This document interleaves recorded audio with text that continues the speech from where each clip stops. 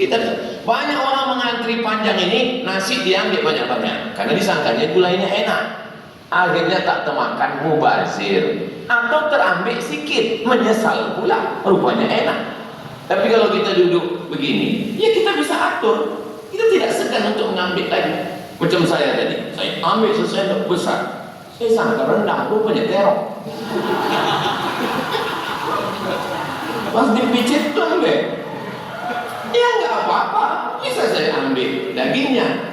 Nah, ini jadi tolong kantor-kantor dimanapun berada, ini acara kita nih yang direkam ini kan bukan sekedar pantun ceramah, tapi makan. Tolong nanti videonya full, yang video makan tadi di-share supaya semua kantor-kantor se-Indonesia ini buat balik makan begini. Hanya saja kalau bisa menunya ke depan agak ditambah sedikit. Nah, ini kan namanya keduri kebahasaan. Nah, kalau ini memang saya tengok isinya Melayu semua. Soalnya kita juga mau supaya saudara-saudara kita ini tahu macam mana rasanya kolak dan sambal tuk-tuk. Nah, bunyinya pas betul macam Melayu. Tapi pas ditengok namanya Paulus Marbun. Kapak bukan sembarang kapak, kapak dipakai membelah kayu. Batak bukan sembarang batak, batak pun udah jadi Melayu.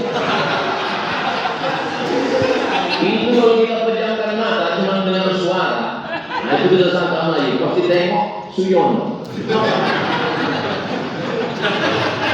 Budak Melayu lawa-lawa, budak lawa pandai merayu. Jawa bukan sembarang Jawa, Jawa pun sudah jadi Melayu. Manggis bukan sembarang manggis, manggis tumbuh di tepi kayu. Bugis bukan sembarang bugis, bugis pun sudah jadi Melayu. Saya mohon maaf, jangan banyak tepuk tangan, ini tak sudah. Saya mohon maaf Pak Kapolda. Waktu Bapak pertama membacakan tadi, terus terang, saya sangka AI. Hebat juga AI ini sekarang. Masya Allah, tabarakallah. Akhirnya semua 12 itu ditulis oleh seorang yang hidupnya 200 tahun yang lalu, 1908, Raja Ali Haji, asli dari Riau Lingga yang sekarang menjadi Provinsi Kepulauan Riau, Negara Kesatuan Republik Indonesia.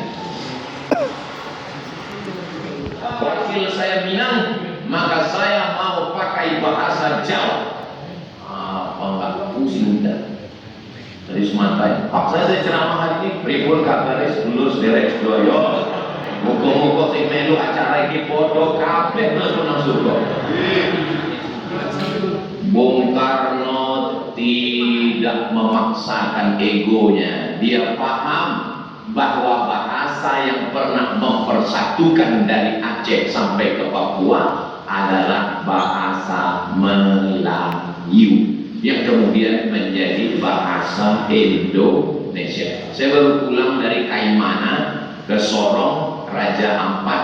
Saya tanya sahabat kita di Papua, berapa bahasa di Papua ini? Lebih 300 Pak Ustaz. Mengerti mereka kalau ngomong? Enggak Pak Ustaz. Lalu bagaimana kalau mereka ketemu? Mereka berbahasa Indonesia. Bahasa Melayu lah yang menyatukan. Bapak boleh tulis di Google stempel Sisingamangaraja. Nanti muncul gambarnya, tertulis inilah stempel Raja Toba Kampung Bakar. Dari kanan cara baca, tulisannya dari kanan. Artinya apa? Bahwa bangsa ini dipersatukan pertama dengan bahasanya. Dan sekarang anak-anak kita ini lupa. Dari mana datang bahasa ini? Mereka lupa. Mereka diingatkan hari ini ulang tahun Bayangkara yang ke-80, Gurindam 12 dibacakan semua, dan dalam sejarah Gurindam baru inilah dibacakan oleh polisi-polisi. Kenapa dibacakan? Karena memang orang sekarang malas membaca. Ditulis tak dibaca, dibacakan insya Allah ditonton. Jadi dua-duanya sudah. dibacakan sudah, tapi perlu ditulis. Ini Gurindam 12. Tolong Ketua Majelis Ulama Indonesia Kepulauan Riau kumpulkan pakar hadis, pakar tafsir.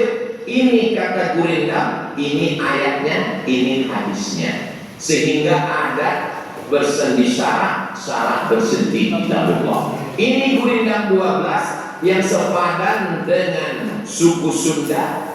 Ini kata-katanya. Yang sepadan dengan Bugis. Ini kata-katanya. Sehingga yang 12 tadi nampaknya tipis bisa menjadi tebal, sehingga nanti kalau ada tamu-tamu datang, Gurindam 12 dengan penjelasan hadis, Quran, agama, dan suku-suku lain. Sehingga kalau ada tamu datang ke Kepulauan Riau, itulah yang akan menjadi penyerahan cendera mata. Tidak lagi dalam bentuk plakat-plakat. Mohon maaf, jangan sakit hati. Bukan berarti saya bilang plakat tidak bagus. Bagus. Cuma beberapa plakat yang saya terima itu asal 6 bulan copot liatnya. Jadi akhirnya mau tak mau dibakar. Tapi kalau dalam bentuk buku dikirimkan ke universitas, ke kampus-kampus, diterjemahkan ke bahasa Inggris, harimau mati meninggalkan belang, gajah mati meninggalkan gading, manusia mati meninggalkan tulisan. Menulislah supaya orang di masa akan datang tahu bahwa kau pernah hidup di masa lalu.